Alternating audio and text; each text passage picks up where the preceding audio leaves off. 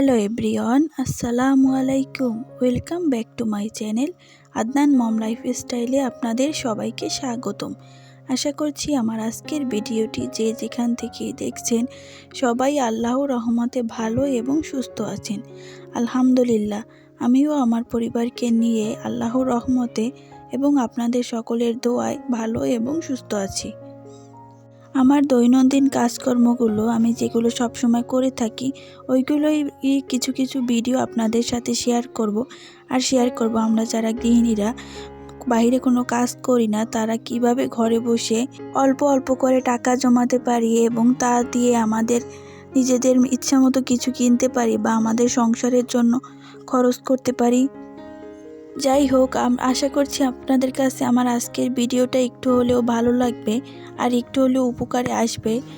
আর তার জন্য আপনারা ভিডিওটা স্কিপ না করে সম্পূর্ণ দেখবেন। যাই হোক, আজকের ভিডিওটা আমি সন্ধ্যা থেকে শুরু করছি। সন্ধ্যার সময় কিছু বাজার করে নিয়ে আসছে, ওইগুলোই দেখিয়েছি আপনাদেরকে। তো একটা চানাচুর এনেছিল, তারপর দুধের প্যাকেট এনেছে। তো এইবার এই যে 5 টাকা দামে যে প্যাকেটগুলো আছে ওইগুলোই নিয়ে আসছে, এক প্যাকেট আর আনে নাই।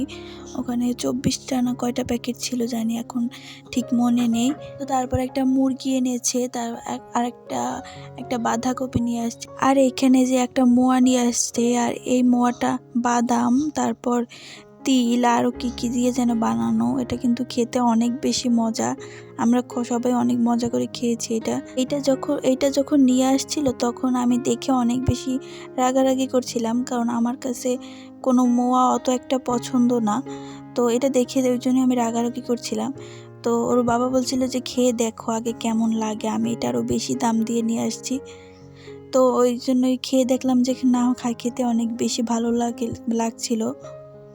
যাই হোক, বাজারগুলো সব ঠিকঠাকভাবে গুছিয়ে রেখে দিয়েছি। আর এই যে এই যে আমার একটা মাটির ব্যাংক আছে, তো এই মাটির ব্যাংকটা আমি কিছুদিন হয়েছে কিনে এনেছি। তো আমাদের কাছে গৃহিণীদের কাছে কিন্তু সবসময় খুচরো কিছু টাকা থাকে, ওগুলো আমাদের যে কোনো সময় আমাদের হাজব্যান্ডরা হয়তো আবার আমাদের কাছে দেয় হাত খরচের জন্য। আমার মনে হয় কম বেশি অনেক আপুদেরই হাজব্যান্ডরা এরকম তাদের হাত খরচের জন্য কিছু টাকা দেয়। তো ওই টাকাগুলো কিন্তু আমাদের কাছে সবসময় আমাদের ব্যাগে বা পার্সে থাকে, তো ওইগুলো কিন্তু আমাদের হাতের কাছেই থাকে। তো আমরা যেহেতু মেয়েরা একটু ঘরের জন্য বা যে কোনো কিছু কিনতে অনেক বেশি পছন্দ করি, তো ওই টাকাগুলো যদি আমাদের হাতের কাছে সবসময় থাকে, হাতের নাগালে থাকে, ওইগুলো কিন্তু আমরা চাইলেই কিন্তু ভেঙে ফেলি। তো আমরা ওইটা না করে আমাদের যদি এরকম একটা ব্যাংক থাকে, তো আমরা চাইলেই কিন্তু ব্যাংকের মধ্যে টাকাগুলো ভরে রাখতে পারি। এতে দেখা যাবে কি টাকাটা হাতের কাছে সবসময় থাকলেও না, আমরা অযথা এটা ভেঙে ফেলতেও পারলাম না। আর কিন্তু 10 টাকা 20 টাকা যে কোনো পরিমাণে টাকা কিন্তু জমিয়ে আস্তে আস্তে কিন্তু 1 বছরে আমরা অনেক টাকা জমিয়ে ফেলতে পারি। আমার মনে হয় প্রত্যেকটা গৃহিণীদের এরকম একটা ব্যাংক থাকা অনেক বেশি গুরুত্বপূর্ণ।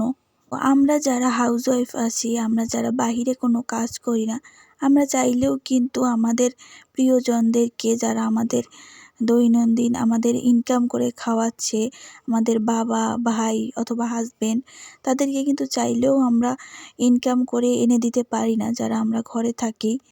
তো আমাদের কিন্তু প্রত্যেকটা মেয়েরই কিন্তু শখ আছে যে আমাদের বাপ ভাই অথবা হাজব্যান্ডকে একটু সহযোগিতা করব, তাদের যে তাতে একটু সহযোগিতা হয়।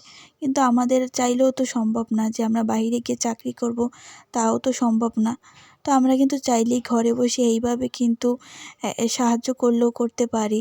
দেখা গেল কি এরকম একটা 10-20 টাকা করে ব্যাংকে জমিয়ে একটা ভালো অ্যামাউন্ট করে তারপর তার হাতে তুলে দিতে, যে এটা দিয়ে তুমি কি ভালো একটা কিছু করো। আমরা কিন্তু চাইলে এরকমটা করতে পারি, এতে কিন্তু তাদের অনেকটা উপকারও হবে, আবার তারা অনেকটা খুশিও কিন্তু হবে। আর আমরা কিন্তু নিজেরাও মানসিকভাবে অনেক বেশি শান্তি পাবো।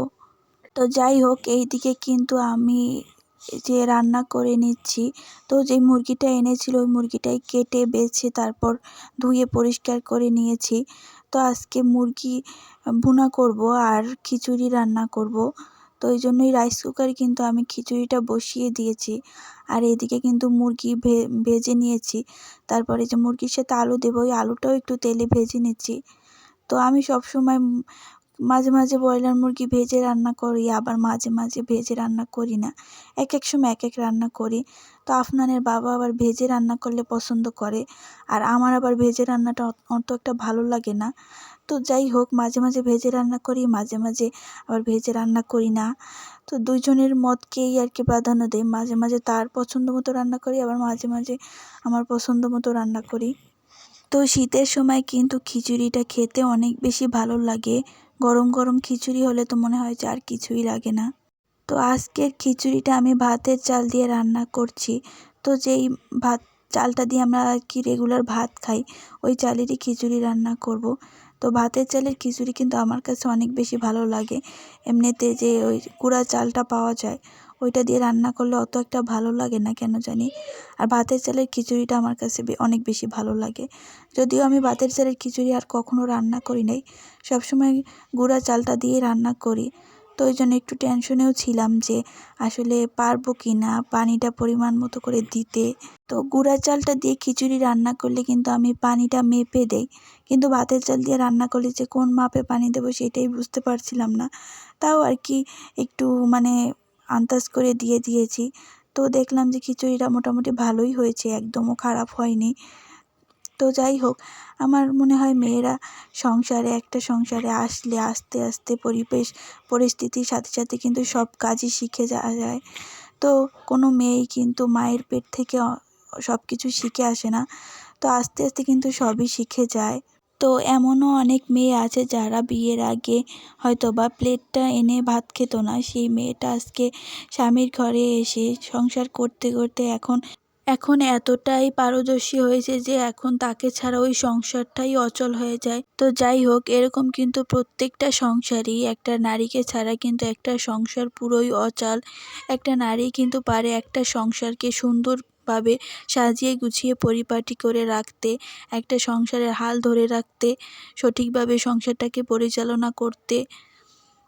তো যাই হোক, এদিকে কিন্তু কথা বলতে বলতে কিন্তু আমি মুরগিটা কিন্তু রান্না বসিয়েও দিয়েছি। এখানে পেঁয়াজ ভেজে তারপর গরম মশলা দিয়েছি, তারপর একটু ভেজে ভালোভাবে, তারপর এই যে আদা রসুন বাটা, তারপর জিরা বাটা, এগুলো দিয়ে দিয়েছি। তো এগুলো দিয়ে তারপর ভালোভাবে একটু ভেজে নেব যাতে কাঁচা গন্ধটা চলে যায়।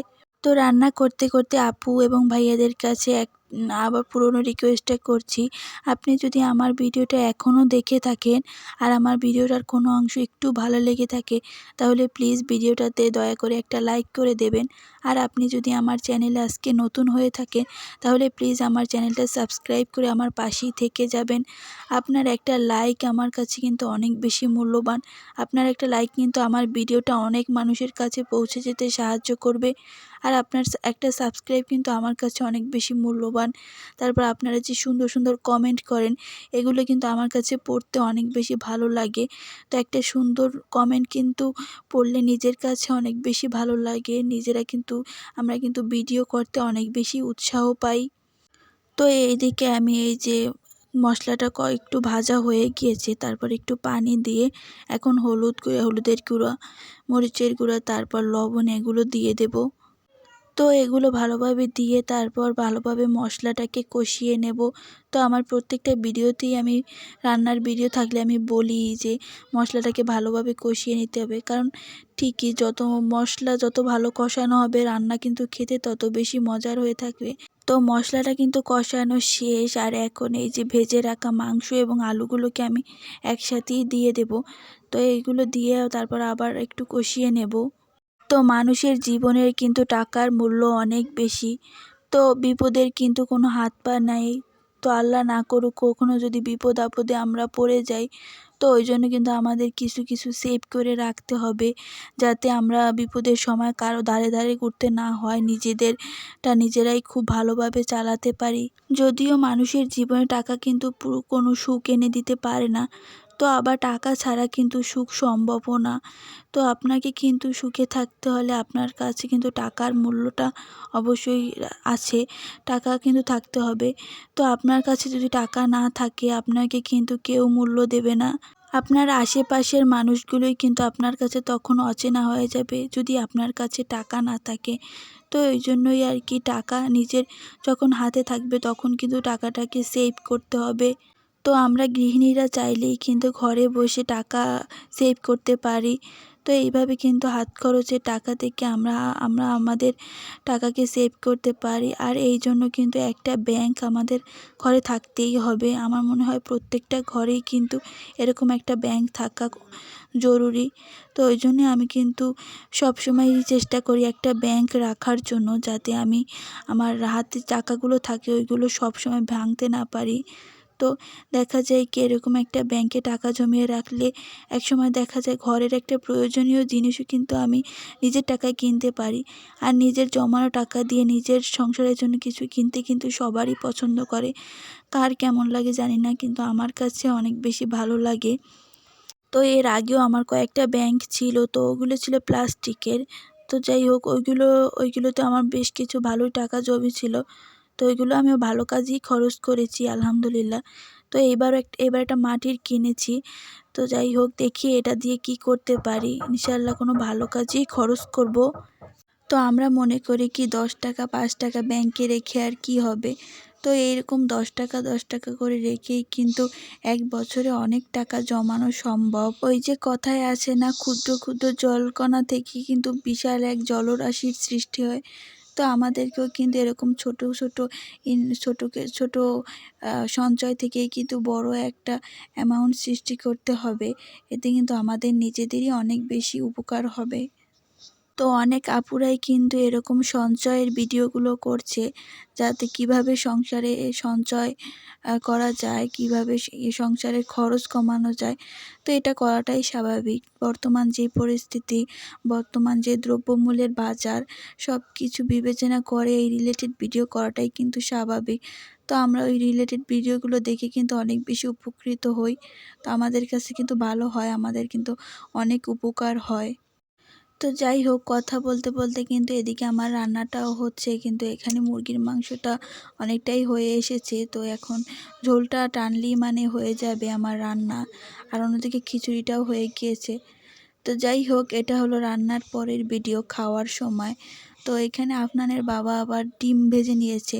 তো তার খিচুড়ির সাথে যত রকমেরই কিছু থাকুক না কেন, তার কিন্তু সাথে ডিম ভাজা লাগে। তো ডিমটা সেই ভেজেছে, আর এখানে একটা ভর্তা করেছে। পেঁয়াজ মরিচ তারপর ধনিয়া পাতা দিয়ে একটা ভর্তা করেছে। তো তার কিন্তু ভর্তা অনেক বেশি পছন্দ। তো ভর্তাটা সেই করেছে, ভর্তাটা ডিমটা সে ভেজেছে, আর খিচুড়িটা আর মাংসটা মানে আমি রান্না করেছি। তো খিচুড়িটা খেতে কিন্তু অনেক বেশি মজার হয়েছিল। আমি মানে বুঝতেও পারিনি যে খিচুড়িটা আসলে এত বেশি মজার হবে।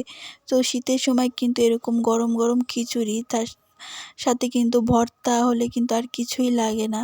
খিচুড়ি কিন্তু ভর্তা দিয়ে খেতে বেশি ভালো লাগে। সাথে যদি ডিম ভাজা থাকে তাহলে কিন্তু আরও বেশি ভালো হয়। তো আজকে সব কিছু মিলে কিন্তু একটা পারফেক্ট কম্বিনেশন ছিল। সব কিছু কিন্তু সব কয়টা আইটেমই কিন্তু অনেক বেশি মজার হয়েছিল। তো আজকের ভিডিওতে কিন্তু অনেক কথাই বলে ফেলেছি। তো আমার কথায় যদি কোনো ভুল হয়ে থাকে তাহলে প্লিজ সবাই ক্ষমা সুন্দর দৃষ্টিতে দেখবেন। দেখতে দেখতে কিন্তু আজকে ভিডিওর একদমই শেষ পর্যায়ে চলে আসছি। তো আপনাদের সকলের দীর্ঘায়ু এবং সুস্বাস্থ্য কামনা করে আজকের ভিডিওটা এখানেই শেষ করছি। সবাই ভালো থাকবেন। আল্লাহ হাফেজ। আসসালামু আলাইকুম।